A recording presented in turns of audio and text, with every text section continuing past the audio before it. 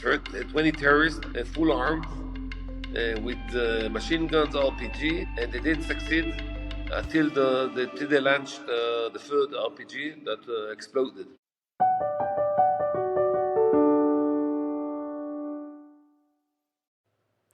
When we think of October 7th and the heroism that was displayed by so many Israelis who ran to help those in need, perhaps there is no greater hero than Aner Shapiro of blessed memory. Joining me today is his father, Moshe Shapiro. Moshe, thanks so much for joining today. I really appreciate your time. The first question was trying to understand some of your family history, and I was confused because I'd seen multiple different spellings. So is it with an O or with an A? If you wouldn't mind just telling me Shapiro or Shapiro. It's in Hebrew, it's Shapiro, it's with an A, and in English, it's with an O. In English, in Yiddish, it's with an O. Okay, and you were telling me your grandfather actually signed the Declaration of Independence Yes, for Israel? I'm named after him. His name was Moshe Shapiro.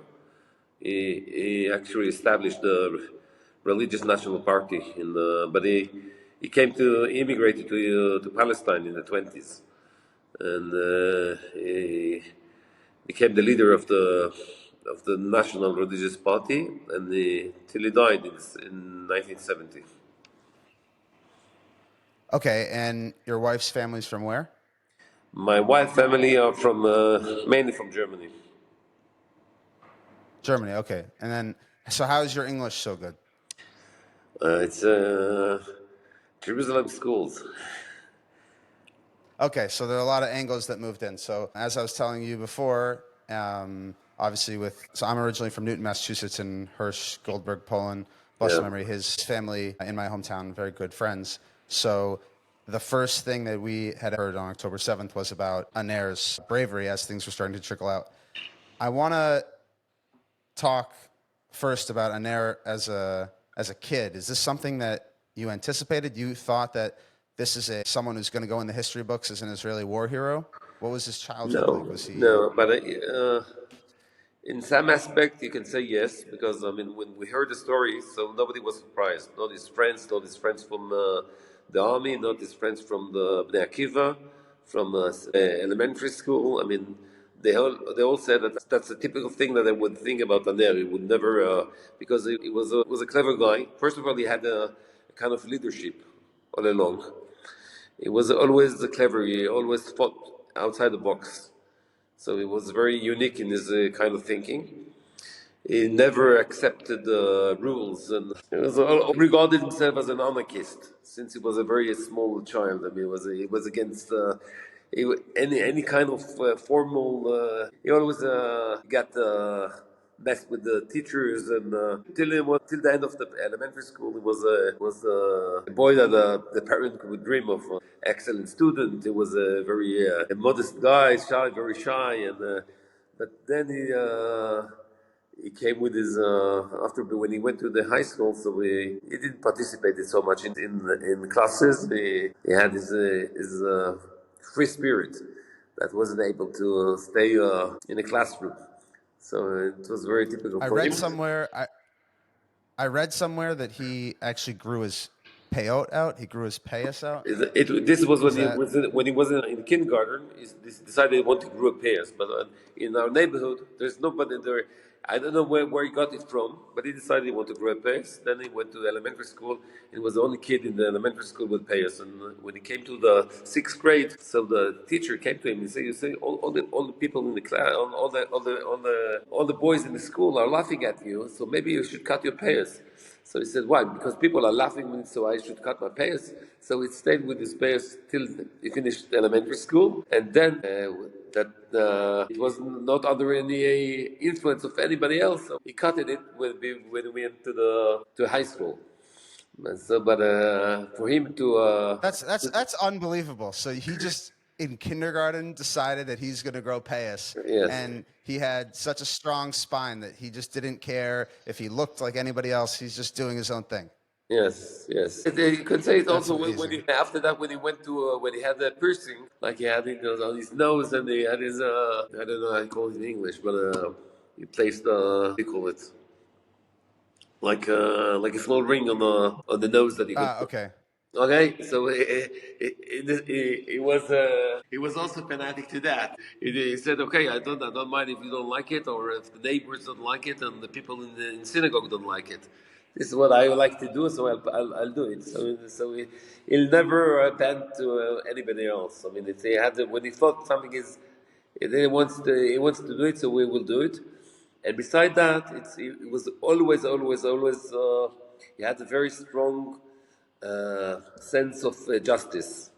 I mean, he used to go when somebody was bullying somebody else in school, so we used to face them and protect the weak kids. And if there was a teacher that regarded another people not nicely, so we will face him. If it was a commander in the army that he thought that he's not dealing well with soldiers, so we would face him. And it could be also when he was a teenager, he used to go on Thursday nights in the Mahdaviya region. The policemen very frequently they're stopping immigrants from Eritrea and Ethiopian, and they ask them for documents. And so he searched for those kind of policemen. He asked them, "Why do you pick on him? Why? Because he's black?"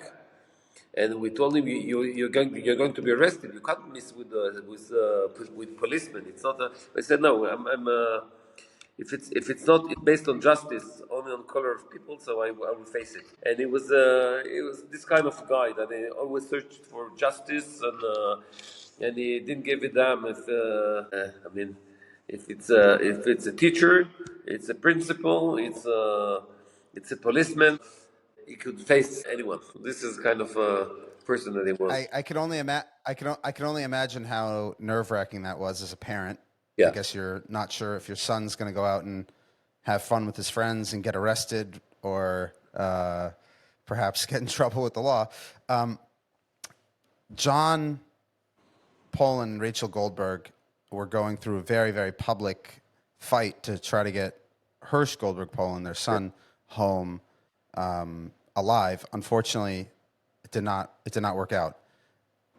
They always spoke of Aner and Hersh's friendship, and they made a point to always mention Aner in almost every forum.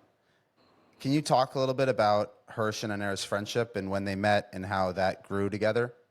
I'll tell you that they met at the end of elementary school, I think, on Bnei Akiva they met before high school. But in high school, since they met, they were very good friends. I mean, for only to emphasize it on Yom Kippur, and you know that they both did observe in the last years. They did observe the Shabbos, but they had a very. I mean, we asked Anel when they took down the kippah, we asked him if he's a secular Jew now. He said, no, I'm a nail. He said, you can't describe me if I'm wearing a yarmulke on my head or not. I'm a nail, and you could say I'm not observing today. I'm not observing the Shabbos, but it doesn't mean that I want to observe it in the future. It was very much against. Categorizing people, I mean, in forms. This is religious guy. This is secular guy. And in this aspect, they were very. They had the common language. They both liked arts, sports, poem. And for example, on Yom Kippur, in the last Yom Kippur, and therefore he used to do it for the last 3 years. He used to go to the forest. He didn't want to go to the synagogue, but he said, I want to have a Yom Kippur meaningful. So we used to be in the forest from the beginning of the fast till the end of the fast. Uh, First time he did by himself. Second time Hirsch joined him, and then the third time, it was 3 weeks before he got killed. So there was another friend that joined them, and it was in the forest next to in the surrounding of Jerusalem, and they spent their 25 hours just wandering in the wood. They took a machzor and a book, and to have a religious atmosphere which is not a regular Orthodox way of spending Yom Kippur. But so and As a father, yep. as a father, what obviously you're raising your kids in a religious environment. You're living in Jerusalem. How was your relationship with Aner when he was going through these exploratory times? There's a lot of people who are in synagogue who would love to go to a forest. I'm not sure they have the courage to do that. So he clearly had the courage to say he's doing what he wants. How is it as parents talking to him I'll and tell you when seeing his growth that way? yeah, since he was a small child, when he still when he's got some when he believes in something and he wants to do it, we won't stand against that. And he once said it to because we had arguments about keeping observing the Shabbos. That it's a very crucial thing for us, and. That he said once he said to Shira, to his mother, he said, I don't want that the my relations with God will come in between us. My relations with God, it's my relations with God, and my relations with you as parents, it's my relations with you as parents. It's not wise from you to put it on the way. And Shira told him, you know what, you're right. And since then, we didn't spoke about that. He respected. He respected the way we live. I mean, in the house, but we knew that he's not observing the. For example, in the last year, he didn't observe the Shabbos, but he said, as I was mentioning before, we asked him, "You're a secular Jew now?" And he said, "No, no, no. Don't put me in." Other titles. I'm not. I'm a Neo. And today I'm not keep observing the Shabbat, but it doesn't mean that I won't observe it in the future, and it doesn't mean that I'm a secular Jew. I have. And he kept many things he kept. So it was. I think it was part of his belief that to categorize people, it's something that you can't do. I mean, he was really much against that. He never joined any kind of demonstration because it said left and right. It's not the right way to judge people. You have to. It's not. So for example, one of his songs that we published. We launched his album. Is one of the songs is against the idea of categorizing people by right and the left, and the idea that we're all brothers, and we should regard ourselves, something like that. Wow. So as he graduated high school and went to the army, was he looking to be a Nachal? I believe that's where he was in No, Sayeret so yeah, Nachal. it's more than that. I mean, when he finished army, when he finished high school, so we wanted to go into Sayeret Matkal, which is the highest elite unit that we have. But he got injured twice. He had to raise his profile. He had, he, I mean, he was very good in the exams, but it's an exam. In order to get to this elite unit, you have like 5 days of practicing. And in both occasions, he got wounded on the third day. But in the second time, it was much. His injury was much severe, and he got a surgery, and then he had to stay in the house like a year till his profile became high again, that he can join a combat unit. And then he said, "Okay, so now I will join the. I don't want to go.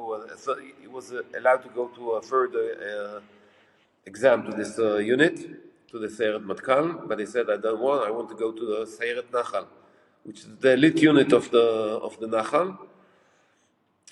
But this is what he wanted. But he got from the army. He got that he will be placed in another unit that is called Kfir. He said, okay, so I'm going to refuse in the base. I'm going to be sent to jail, and I will stand for that. That I want only if I go to the Nachal, I'll join the army. Otherwise, I will stay in jail.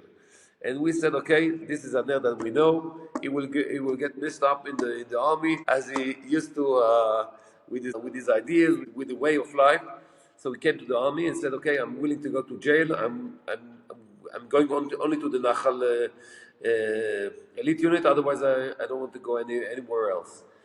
So he said so the officer they told him, why do you want to go to jail? I can arrange it for you. You look a serious guy. So we send him to this Nachal, but he missed the the exam for the training in order to get there.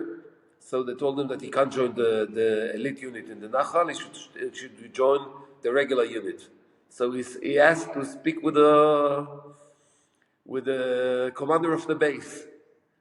Okay, so he went to the commander of the base. He said, "No, I want to go to the elite unit." He told him, "You missed the exams. I can't let you go there." But he told him, if you'll be the best soldier in the unit, which is in every recruit, it's like 500 soldiers that they have. If you'll be the best among 500, so we'll pick you from the 500 and we'll place you in the elite unit. And this is what happened. He finished first. So after the basic training, they decided it's like 4 months. They decided that he should be. He was the only soldier among 500 soldiers that was elected to be in the elite unit. He finished there the training. He was the first one there also in the elite unit. If he got he finished first, and he got a I don't know how to call it in English, but he finished. He was the best in the elite unit. Then he was sent to a sergeant uh, course. He finished there also. He was the first. He was also finished there. He was the best soldiers over there also. And when he came back to the unit, so they told him, "Okay, what do you want to do?" He said, "I want to be a sergeant with soldiers that are at the end of the training, that I can train them to war." And Training school. yeah, and so he was placed over there. But when he came there, he saw that the officer wasn't. He found that the officer not serious in his. I mean, not so. I would call it professional. Yes, he thought he's not professional, so he came to the commander of the platoon and said, I'm not willing to be a sergeant underneath this officer. He's not good enough." And the commander of the platoon looked at Aner and said, "You know what? I'll make you the officer. You'll be the officer." So he was for a month. He was the officer and the sergeant of the group. And after a month, they brought the officer and that said that is good enough to be an officer. And since then, he was the sergeant in that unit. So this is how he came to the So, Nachal. and what on October 7th, up until October 7th, Aner was still in active duty, Yeah, or he had. and then because he got wounded. I mean, he's the same age of Hirsch Goldberg, but he because he got wounded twice, so it took him like a year and a half of training to overcome his injuries and to get a profile that will suit the combat unit. So on October 7th, and there was on vacation. I mean, he came for the Simchat Torah. He came back home, but it was till he had 4 months till the end of the service. And you knew where he was going Yeah, on October 6th that night? he told us he was with us in a mill. It was we have 7 kids. Is the older one, and we had a daughter that finished the army in the summer, and another daughter that came from India. She spent the holidays in India. So it was the first holiday that all the family gathered. All the 7 kids gathered, and we just moved to a new apartment. And on that day, we even bought the furnitures for the balcony. So we sat there and then we ate the holiday meal on a Friday night. It was a Erev Chag. And he told us that after we finish eating, he'll go with his friend Hirsch and they'll go to the party. So we knew he was going to the party, but we didn't know where the party is, how big it is, where is it located. We only knew that he's going to the party. And what are your lasting memories from that meal together? Is there anything that stands out? Yeah, first of all, he looked because we have just moved to a new apartment, so he stood on and we have a very big balcony, and it comes out of the living room. And he stood on the living room, watching on the balcony, and my wife and I were both architects. We planned the building, the house, and the apartment. And he said, "Mom, it came out very, very nice." So this is one thing we remember. And the second thing I remember, I blessed him, the Birkat Kohanim, before the meal. And I remember that blessing. Since then, whenever I hear the blessing, I feel in the hand. I feel Anel, the head of Anel. And that's so special. Even it shows a lot about Aner that even though it might not be where he was holding that second, he still was there and participating and No, and he participated a lot. I mean, whenever you need somebody to learn the Torah, so he was very very musical. Yeah, he's a musician, so and he's very musical. So if you needed somebody to learn the Torah, so he will do it. It was a Heverman. In the aspect that he always right. joined, he didn't. And he was very, very. I mean, it wasn't nothing against the the the He tradition. wasn't against No, it wasn't organized against this. tradition. He's just figuring out his own thing. Yes, yes, but he was very, very, very connected to the tradition in his songs. There's a lot of. He's quoting a lot of verses, and he's very, very. He was very much into Judaism. Though he didn't observe a lot of things, but he was very much into it. And he was kind of a philosopher, so we always deal with it in a philosophical way. And it was always part of him. So on October 7th, can you run through a little bit of his journey or what you have gathered into that famous bomb shelter? Yeah. So what happened is after we ended the meal, something like 10 o'clock evening, they went with the Hersh. They went to a bar in Jerusalem. It's called the Sira. It's a place where all the people of Apoel, that's the sports club in Jerusalem, a very important sport club in Jerusalem. Many musicians are over there, and they met there a girl that they planned with her that should take them in her car to the festival. And around 12, she knew them from the Akiva, but she wasn't with them on the journey. And they went there, and they came like I think like something 1 o'clock in the morning. They came over there, something like that. And they spent there like till 6 o'clock. The pictures of them, and something like 6:15, they start seeing rockets flying on this and on the sky, and people said that the festival is cancelled, and everybody should go on the cars and to move as fast as they can. They went with this girl. They and there was another guy that came with them, Yoed, and they went on the car and they started driving. Before that, his officer called him because he's a sergeant and he should recruit all the soldiers. And he told him that a war started, and he told him that he should come directly to the base. And Anel told him, you know what? I'm closer than anybody, much closer than anybody else, because I'm the base of the Sayeret Nachal. That's the elite unit of the Nachal was on Sufa base, which also it's just on the border of Gaza. And he said, like in 30 minutes, I can be there. I can hitchhike here and I can get there, and in 30 minutes. So they went on the car, and the car drove to south to the direction of the base, and suddenly they start seeing shootings on the highway. So what Adis said is that they will stop and will go into one of the shelters on the way. They entered the shelter. The shelter was crowded with people, there were already like something like 26 people were inside, and they came like four more people. So there were something like 30 people, 29 people that were inside, and they were all in panic when they entered. And I'm saying that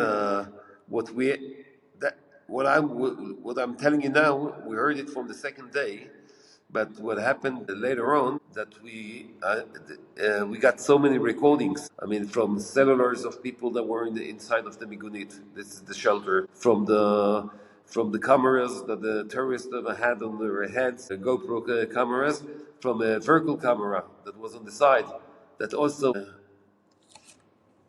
took pictures of what will happen eventually.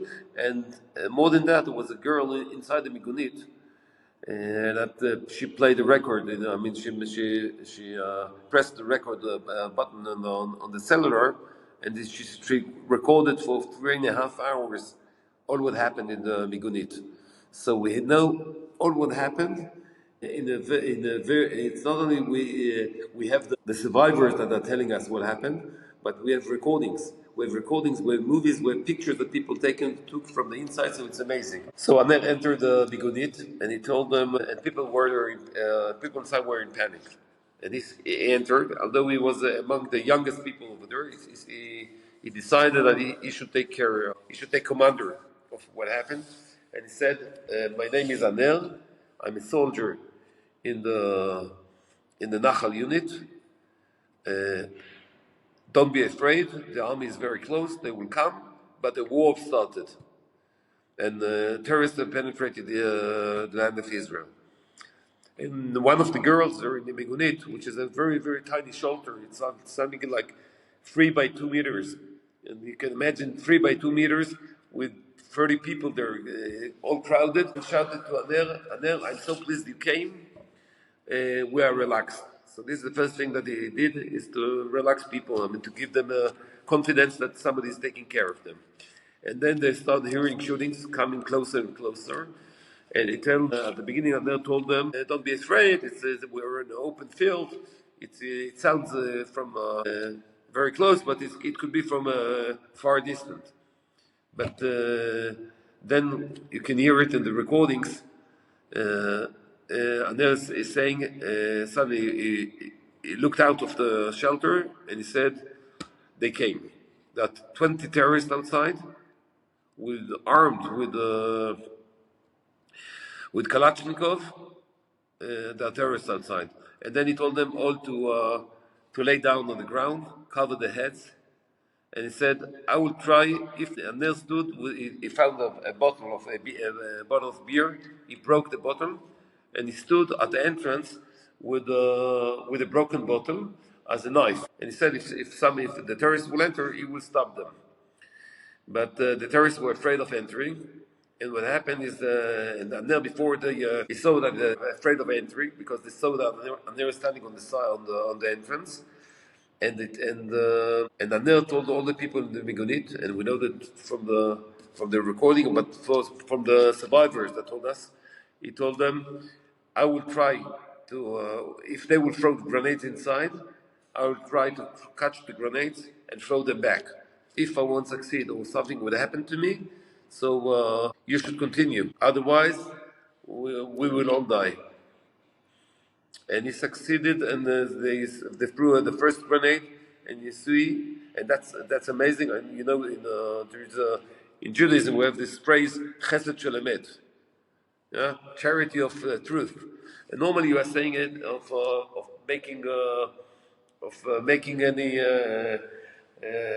anything that you make for a dead person. So it's charity for truth because you're not gaining anything out of it. But I can say that I have a new phrase to say, which is that we had the charity the charity that we got is the truth itself, because we know exactly what happened, and it's a gift. I mean, in the darkness of the loss of Anel, this is the light that we received. To know what happened to him minute by minute, not only by evidence of the survivors, but also with pictures. And there was a car parking outside that took nine. It's a virtual camera that when something hits the car, so it starts recording for a minute.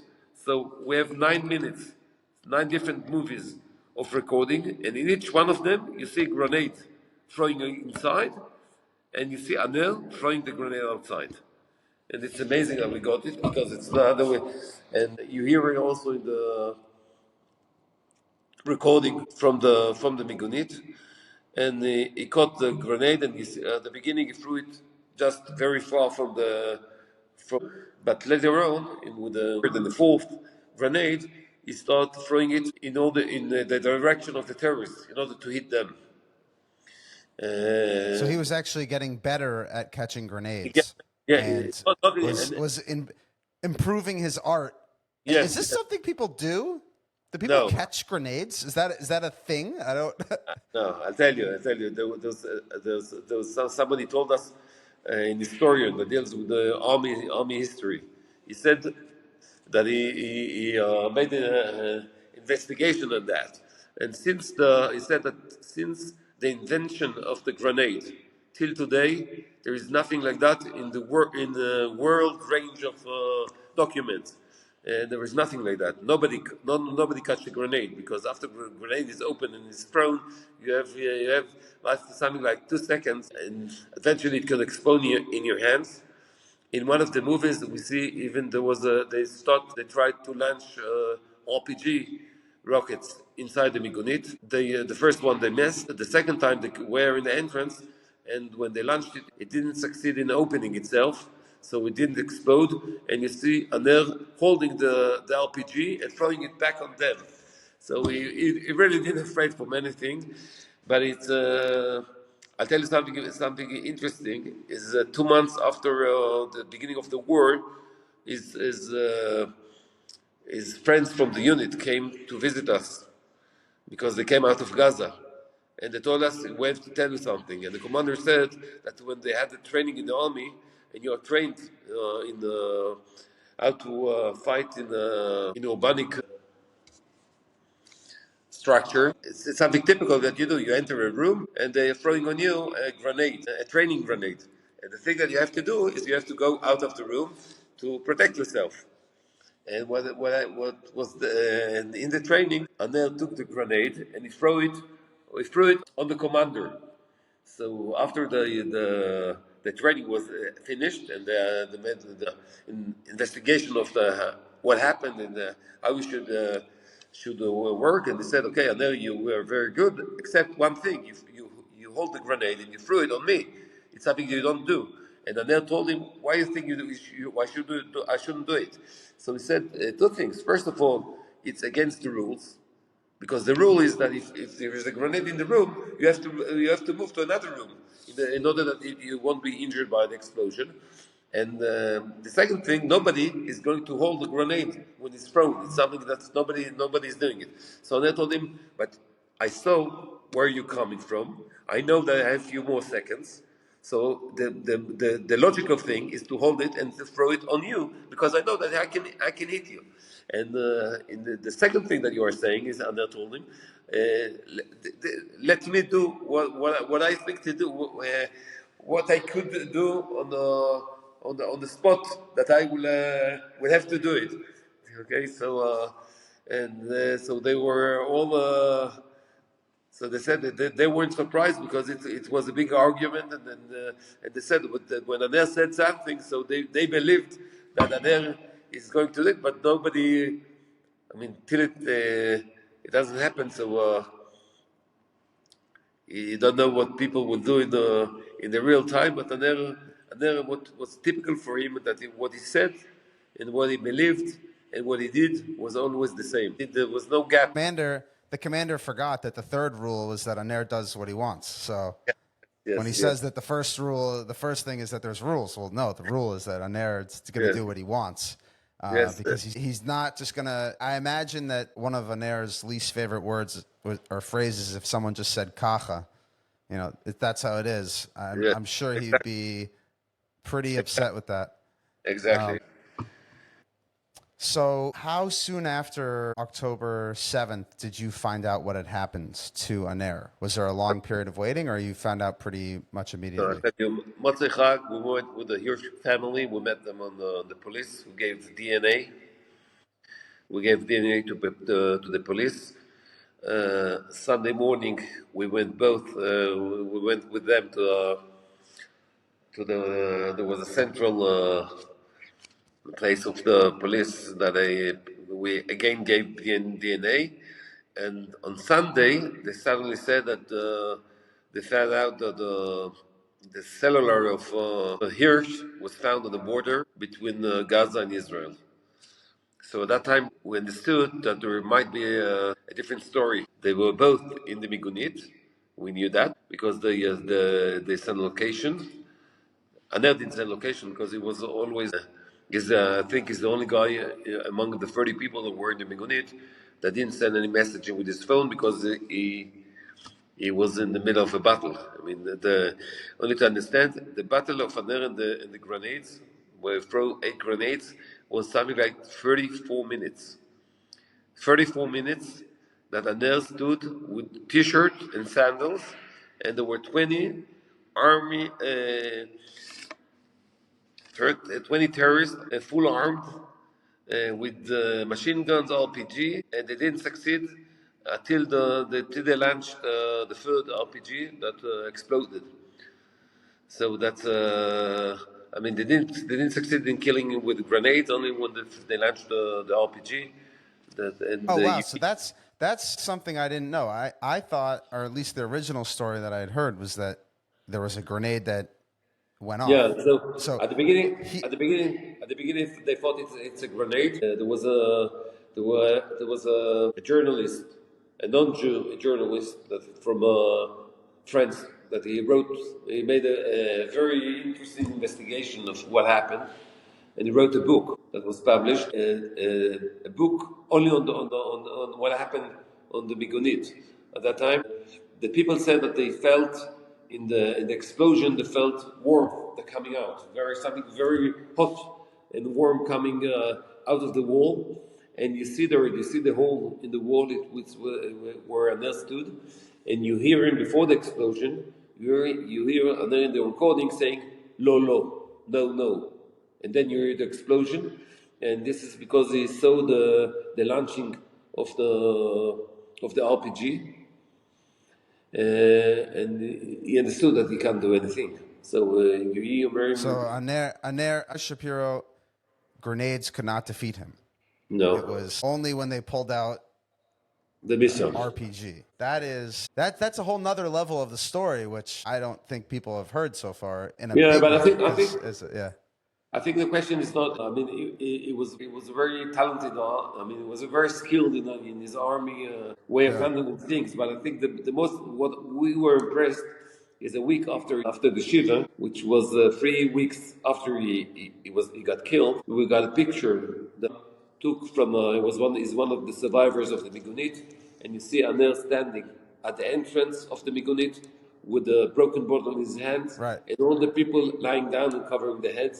So this is the main thing. I mean, the idea that you are the one that people that you never met them, you didn't spoke with them before, you met them like a few minutes before, and for that he didn't know if there are Jews, Christians, Muslims, but he said no, I will protect them because the human And beings are he not. could have easily run out. He could have easily run somewhere himself Yes, if he just yes. left everyone behind, and he didn't do Yes, that. yes. It's A girl that was with him in Akiva said when she came on the shiva, and she said that if he would like, he could have run from Gaza to Jerusalem without stopping on the way. He was very uh, he was athletic in the army. He was very athletic, and he got a prize even for that. But another is something very typical for him. When there's somebody needs help. If he can protect somebody, he'll do it. So it's very typical for him. So we weren't surprised. I want to ask you quickly, stepping away from Aner for 1 second, and as parents of a son who was murdered by terrorists after they infiltrated the border on October 7th. And as an American who's been observing this, I realize I knew and still am very new to Israeli politics and the desire to blame different parties and everything like that. As grieving parents, are you mad at the like army establishment or political establishment, or you don't let yourself even go there? How are you feeling day to day about the Yeah, I status tell of the you, state inquiry?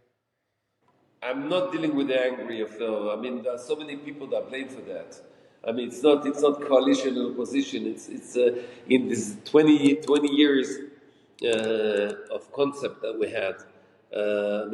It's all the political system is blamed, all the army system is blamed.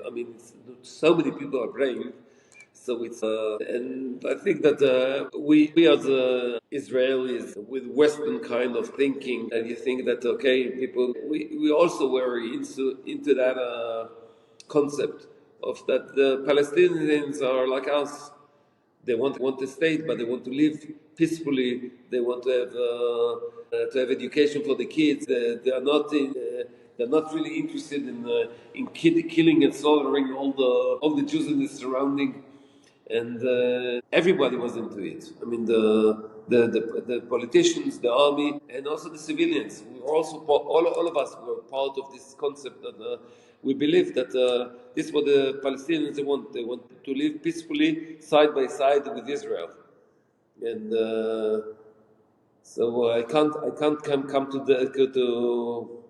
I mean, it's some way. It's a blame that you can face the West, the Israeli society, and you can say that it's something that you should blame also the Western kind of thinking. The West is also blamed for that, and we walked up in the 7th of October, but you can see the Europeans, you can see the I'll say it, the Brussels. Americans to some extent. Yes. I mean, President Biden just awarded George Soros a Presidential Medal of Yes. Freedom yesterday. So, Yes, exactly. We can speak about fraternities and universities, which is also, in the Ivy League in the States. You can't understand how come, people are blind. They don't see it. They're into the these progressive kinds of ideas, which are they're not facing the reality, not facing the truth, and not. But it's at least at least our society, I think, we're now we've walked up. But you asked me a question before and I didn't answer. You asked me how did we knew about that. So about what happened with the nail, because he got killed on Saturday, and his body was right. found only on the Thursday. So it was missed like Hirsch Goldberg. But on Monday, one of the survivors phoned the Hirsch family, the Goldberg Poland family, and she said that she wanted. Aner was with me in the shelter. Thanks to him, I'm alive. He managed everything, but we didn't know what happened. But you understood that he did something, but she wasn't able to speak because she was. You have to understand that after Aner was killed, they went into they threw two more grenades inside. One exploded inside. One they succeeded in throwing it out, and then they kidnapped four people, and they start shooting the people inside, and many people got injured, and the corpse people were bleeding to death for hours because after the terrorists moved from there back to Gaza, it took 7 hours till somebody would come and rescue the people inside. So everybody that got injured got killed eventually. And the 7 survivors that we have from the Migunit, these are people that, except one of them, they didn't get injured. Because if they would got injured, they would bleed to death. And on Tuesday, the father of Itamar, that's the guy that took the picture that you see on there, he called us and he said all the story of the grenades. He spoke about the 8 grenades that were exploded, and then he said there was, I don't know if it's the if it's the 9th grenade or it was an RPG. He said I don't know whether it was that and that, but this would, and they got injured. He didn't tell us. They were afraid of telling us that he got killed. So on Thursday and later on Wednesday, we got another phone call from another survivors. So the survivors, they were the first ones to tell us what happened. On Thursday, the body of Aner was found. But what's amazing, after on the Shiva, we told the story that we heard from the survivors, nobody believed us. How do we know that they didn't believe us? Because when the pictures came, when the movies came, from the car and from the records, so that people kept saying, okay, now we believed you, because now we see the evidence. But they said, okay, well, we thought you're exaggerating, people are exaggerating. So this is Well, they also couldn't believe it because it doesn't happen. It's one of those things where yes, yes, maybe in a video game or something, but the idea that you're going to sit there stone cold and for 34 minutes be in command under fire after he presumably also had something to drink because he's at the Nova Festival and he's having a good time. So everything put together makes your son Aner a super hero of our time that is quite literally unfathomable, because it's not a casual story of, oh, he rolled over and picked up someone's Tavor or M16 and started shooting. No, he used his bare hands, and it's absolutely unbelievable. And there's only one person who can, who could do this, and that's Aner Shapiro. Well, I have one more question about being bereaved parents as everything's going on. God forbid, I don't want to compare grief and things of that nature. But in some ways, did you feel fortunate that you had a conclusion 4 days or 5 days after, as opposed to some of these families until now? We're recording this on Sunday, January 5th, 2025, and they still have no idea what's happened. No, I can't imagine what they feel. I mean, it's we had for 4 days. We felt we didn't know what happened, what happens with the nail, and it was shocking for us. Thanks God, we know what happened to him, and we brought him to Kever Israel, and he's buried. But I'll tell you the truth: on that 4 days, although we knew that he got injured, we knew about the grenades. Till the moment they told us that he found his body, I believed that I wanted to believe, and I convinced myself that maybe he got severely injured and is home now in Gaza in Shifa hospital and is being rescued over there. So when you have a kid, you'll never give up. So the hope is something that holds you. Although it's 4 days. It's what they are suffering now for 456 days. It's unbelievable. But what gives us kind of helps us with the grief is the thing that we know that people were rescued by him. He gave life for people. I mean, this is for that we are living, to give life for others. So he didn't succeed in having his own kids, but he succeeded in surviving 7 other people, and 3 more that are still old hostages, and we hope that they'll be rescued. And the idea that we know that till the last moment he he stood on his he wasn't doing, he wasn't sacrificed, but he was acting. So this is also kind of released. And he also gave Hersh a chance. Yes, And that's also something that's yes, but that it didn't end up how yes, anyone wanted. it broke us. So, I mean, when the Hersh got killed, I mean, it was for us. It moved us back 11 months, and shockingly, the same day that they found that Hersh got killed, it was the end of my Kaddish. It was the 11th month of Kaddish that I said. I finished on Saturday. I finished Kaddish. Sunday, John started his own Kaddish, and it was very hard, very hard. So the Mail Time podcast here, we're presented ad free, but I'll take this moment for 1 second just to highlight one point, as we hear Moshe, as we hear your pain and the connection that your family has with the Goldberg Poland family, the people that were leaking stuff, and the fact that John and people found out on Telegram, and I have a dear friend who lost a sibling in that tunnel next to Hersh, and I turn my phone on Motzei Shabbat, and they find out that something happened off of Telegram, and they're asking me if they'd heard the rumors because the rumors were happening. And I know John and Rachel told the story over that John goes into the room and tells Rachel there are rumors and it involves Hersh, so say some Tehillim. I really want to take this moment just to emphasize to people that are involved and are trying to help hostage families and the hostages. If you have the zchut, if you have the blessing to be able to be involved, just keep it to yourself until the families find out in the proper channel, because it really does make a big difference, and they deserve, especially after all this time, to find out in the proper way, not from getting a forwarded WhatsApp or a Telegram. On that day that it happened, a number of people made very public calls to prosecute people that were leaking.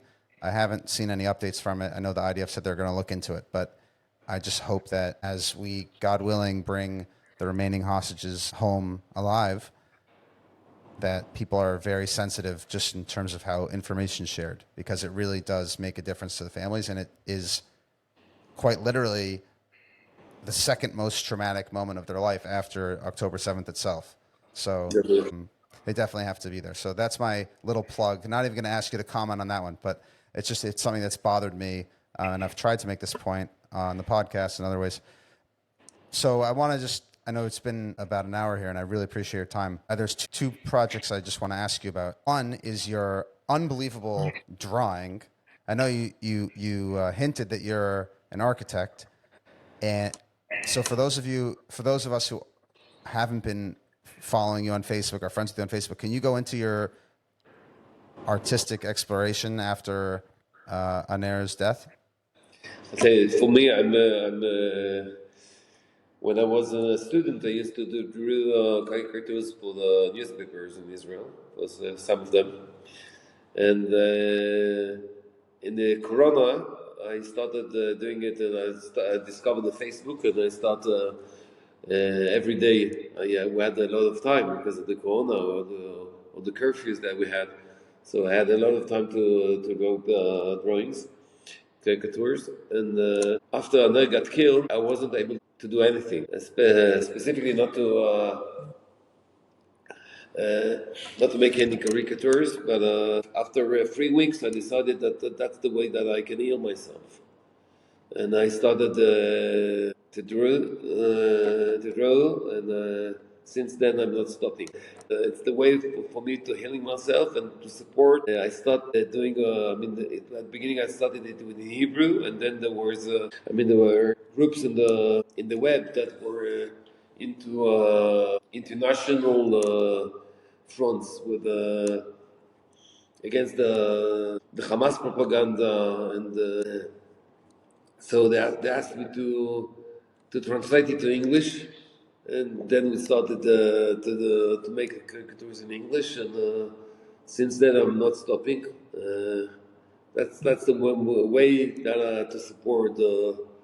And to summarize it, you're making fun of the people that are putting out the propaganda and terrorism against Israel. So Hassan Nasrallah, may his name be erased. Sinwar, may his name be erased, and other horrible people, and you're poking fun at them in such a precise fashion, and it provides comic relief. And I'll say, as someone who's been trying to help as much as possible from America, and thank God I've been back and forth to Israel a whole bunch of times since October 7th, but there's kind of a collective shloshim. It's a little bit less now, but certainly in America after what happened. And I can't even tell you how many people saw your artwork, and it provided them hope and comedic relief. And it's very powerful when you see someone like yourself who has every excuse to not do anything, but to be out there providing this. It really inspired so many people, and it continues to inspire so many people. Thank you very And much. you briefly touched on Aner's music, and I don't wanna downplay it at all. I wanna give it the platform it so it deserves. What have you and your family done with Aner's music so people can understand? I'll tell you, Anna played the classical piano from since he was 6 years old till he was 18. And when he got injured in the army, before he wanted to join the Sayeret Matkal, so he started doing rap music and hip hop. And because it's very intellectual, so it's all it was a very serious text that he has about the conflicts in the society. Speaks about himself. There are songs like there is a song. It's called Pigeon Yonah, which described. It started with the people are dying in the streets. It's almost a description of what happened in the Migunit.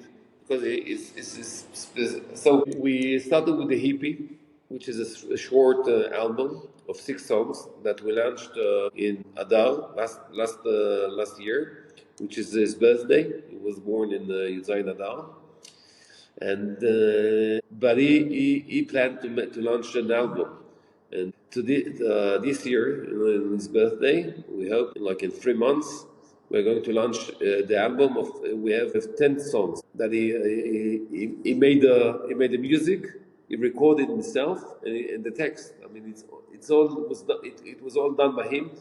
He left us something like 60 songs that he recorded, so we have a lot to do in the coming years, and he left us hundreds of texts. That we have to deal with them also. So it's a very big legacy that he left us. And how are his siblings doing now? You say he was the eldest of seven. What's life been like It's after that? different. I mean, we have five more girls and one more boy.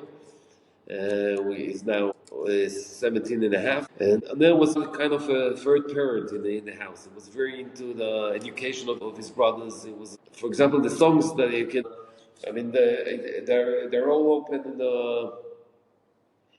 in the YouTube and Spotify and Aner Shapiro. You should write Aner Shapiro, and you can find the songs. We'll And plug it. We'll plug it at the bottom of the podcast so people can check it out. and very good. His friends are participating. I mean, his brothers are participating in some of these songs. So it was very meaningful for them, and it's hard. So it's.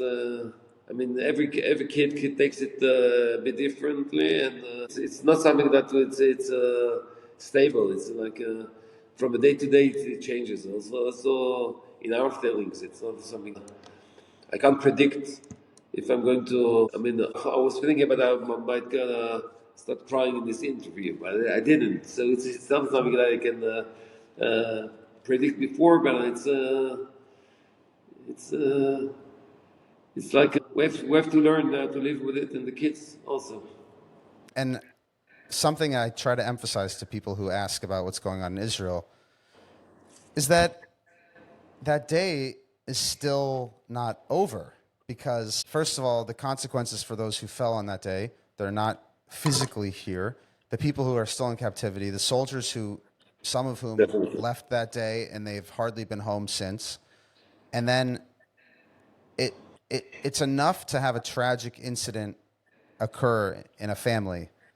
And it's another thing when video of that day is constantly played on the news because the incident is ongoing. So it's not like there's really a full reprieve and there is no proper way to deal with everything. So just the extent of how much is going on is really hard to comprehend unless you're in Israel or talking to people at all times there because there are so many crazy factors and it's really inspiring to see what your family's doing to carry on Aner's legacy through music and Thank keeping his you. name going. And I was sure before, but after talking to you now for just over an hour, I'm even more sure that he's going to inspire not a generation, not two. He's going to inspire generations of Jewish people to be true to themselves and to be there for others. Because as a Jewish people, it's not we don't say, okay, there's something bad happening, so let's run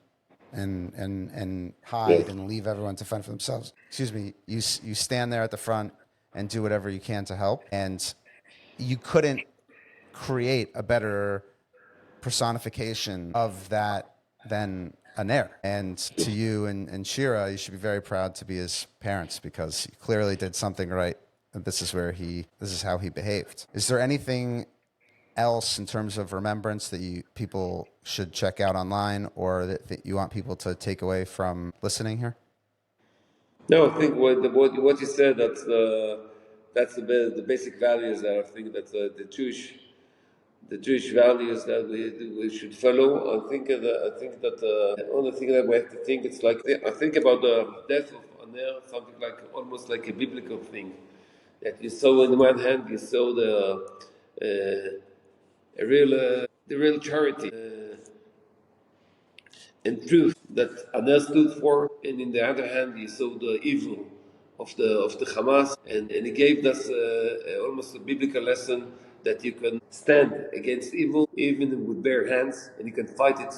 You can fight, and you can survive people. People can be survived by your actions, and that's the truth is going to win. No, he wasn't. He didn't succeed in saving his own lives, but he succeeded in saving other people's lives, and that's and it's almost a biblical lesson that tells you that the truth and justice is winning in the aspect that the people were survived.